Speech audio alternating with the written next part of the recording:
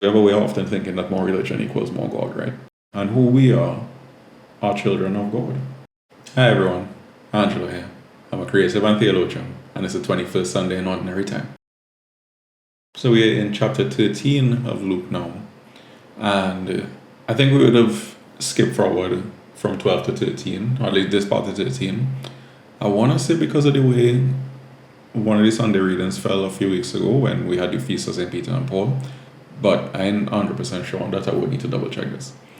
But we are in verse 22 of chapter 13. We're starting off with verse 22. And a proverb comes from this that I think a lot of people, Christian or not, are familiar with. But the story starts off by saying Jesus is going through towns and villages. He heading to Jerusalem. And somebody asks him, he's like, "So, will there only be a few saved?"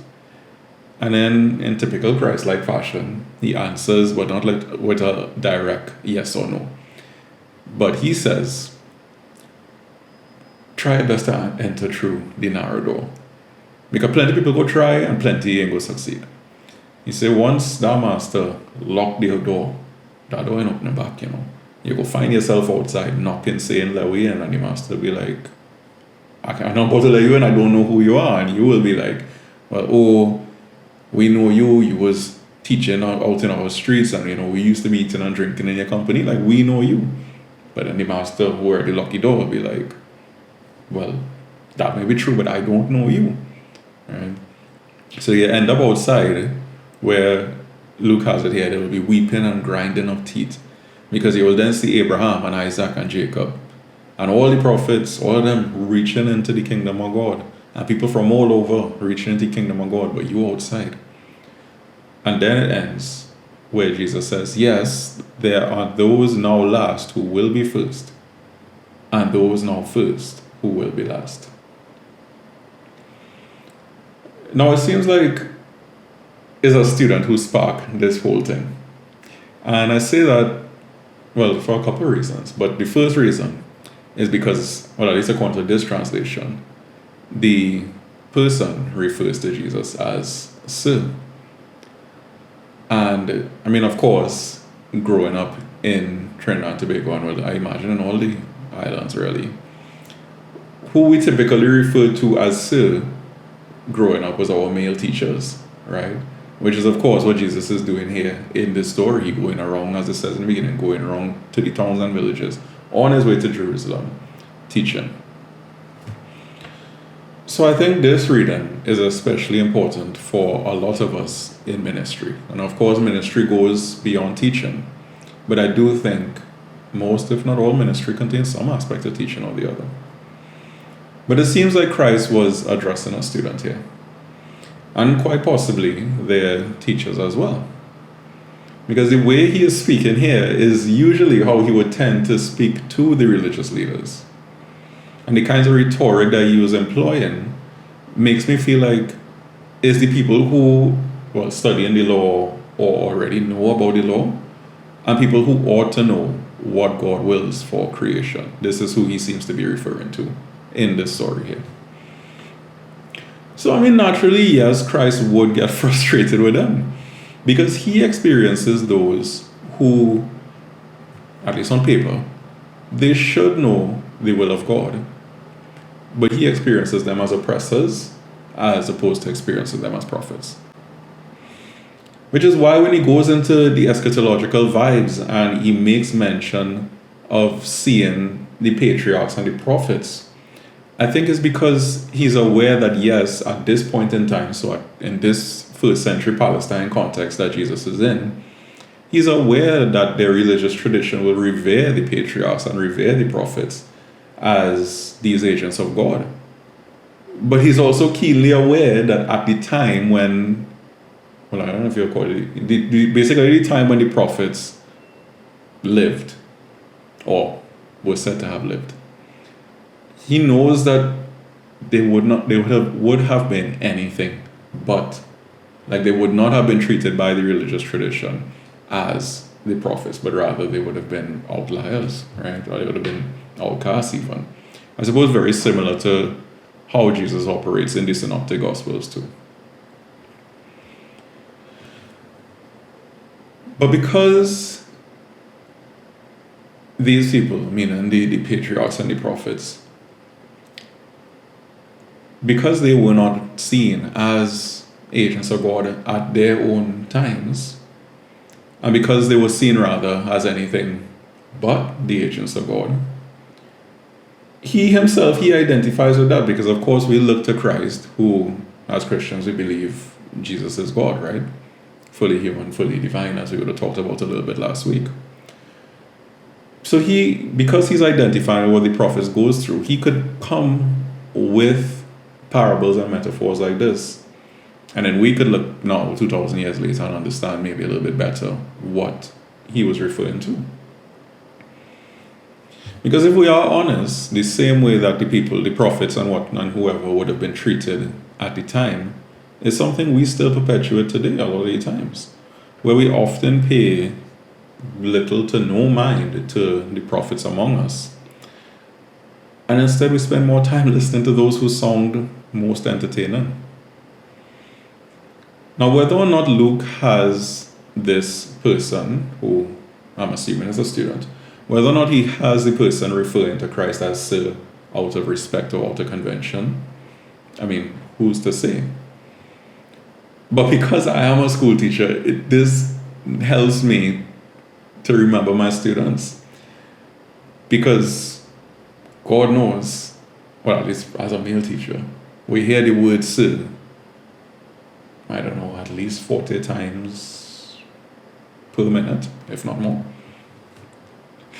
But at the same time, I feel like I look at my students, I look at the girls, and I see God's love whenever I'm in the classroom. I feel like I see God's love in front of me, which is how I imagine Christ would have viewed the people who were in front of him, how he would have viewed this crowd.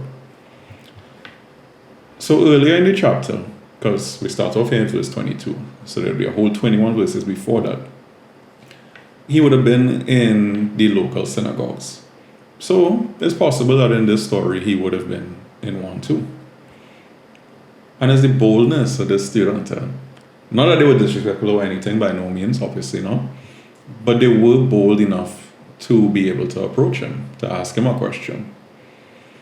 Which is what I imagine every teacher would want for their students, for the students to have that boldness about them, to be able to approach them, regardless of whatever level of education they are. Because for students to approach with a question, it's in the question that we can then find the lessons and find the answers. And now, while we don't want those to whom we minister to think we are friends, we are their friends, because really and truly we are not. We are there to minister to them, and we are there to accompany them. And maybe friendships develop out of that sometime later on, but in the moment of the ministry and the accompaniment, at least it's not the best practice to develop friendship. That could get real messy. But at the same time, even though we mightn't be their friends, we can still relate with them in a friendly way, and relate with them in a way where they feel like they can approach us. And because Jesus was approachable, he went into his typical metaphoric style, and in that he baked a message of salvation. I think it's important for us to remember that realities like hope and salvation, they aren't things, they aren't goals. But rather, especially in Luke, they are a person. I feel like that's why Simeon could hold baby Jesus in chapter 2 and be like, my eyes have seen the salvation of the Lord. Because he's looking at Christ, small as he is, and realizing who I'm holding right now is salvation. And Christ goes on to describe salvation, which is something I think those of us in ministry, we ought to pay attention to.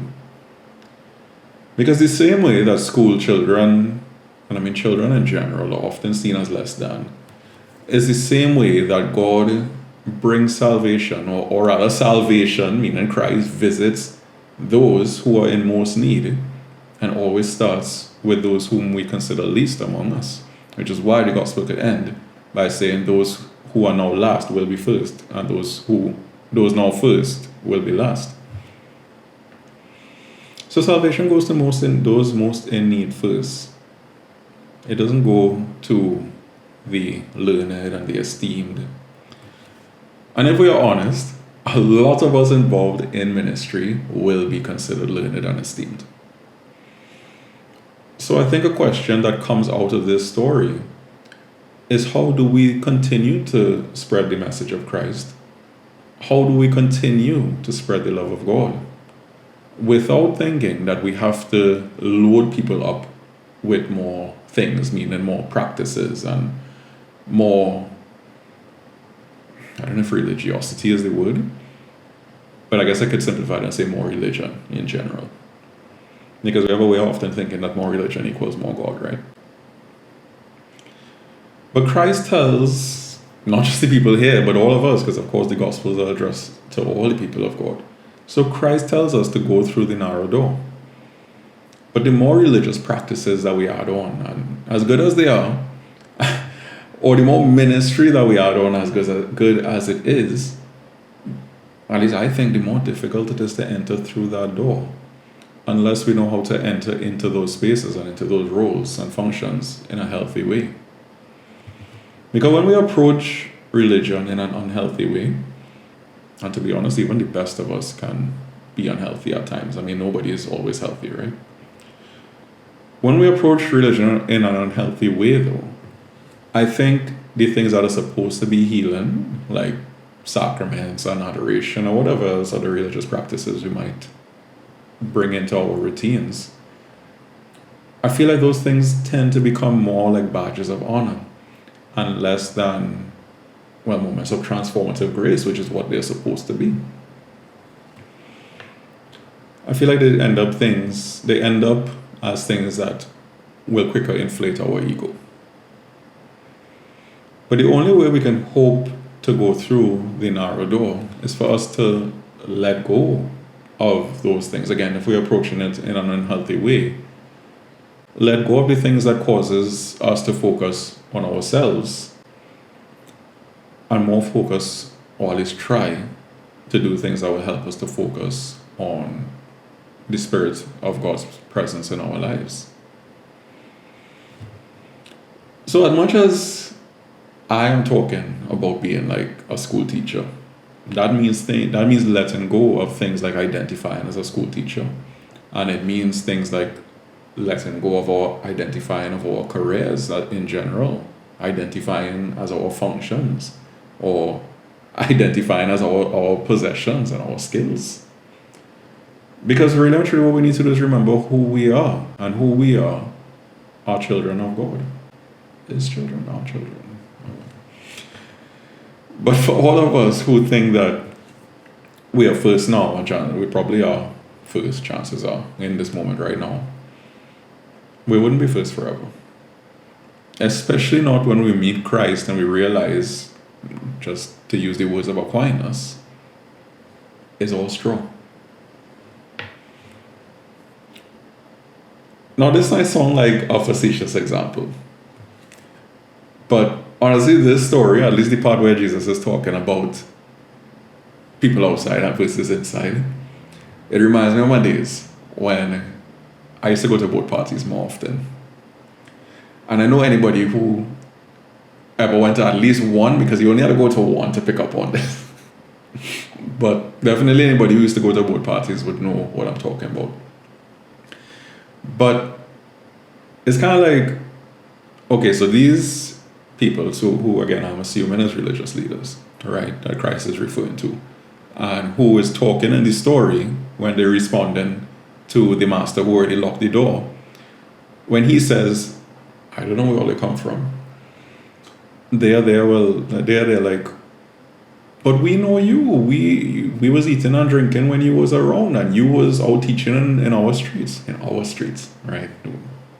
Again, the mentality where all of this belongs to us, when in reality none of it belongs to us. But it's kind of like when you're on the boat, and like we said, the sailing time is like 9 to 12. Yeah, that's not reasonable. But 9:15 going on to 9:30, people still lying on top of the car instead of making their way onto the boat. I feel like that's what, or it's a similar metaphor to how Jesus is talking about those inside and those outside. Because I bring up this point to say that in our religious lives, we can do all sorts of practices. So if we can put it that we're lying on top of the car, we're seeing the boat there. So it's like, we know the boat there and the boat ain't sailing yet until we walk inside. It's kind of like thinking, okay, we have all these religious practices that we do. We have our novenas and we have our weekly adoration or however frequent. Again, nothing wrong with those things inherently.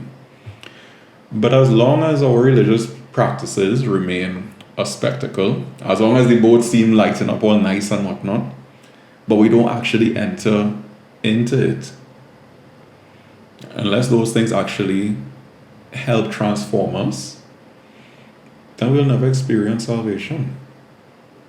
At the end of the day, it will all be straw. So for those of us in ministry, let's try our best to enter through that narrow door. And let's try to remember that our faith practices aren't who we are. They can be great things that we do, and they can be transformative to help us truly encounter God, to then be able to spread that love and that grace out to creation. But let's not think that we are our faith practices then. All they are meant to do is reveal who we are in God's light.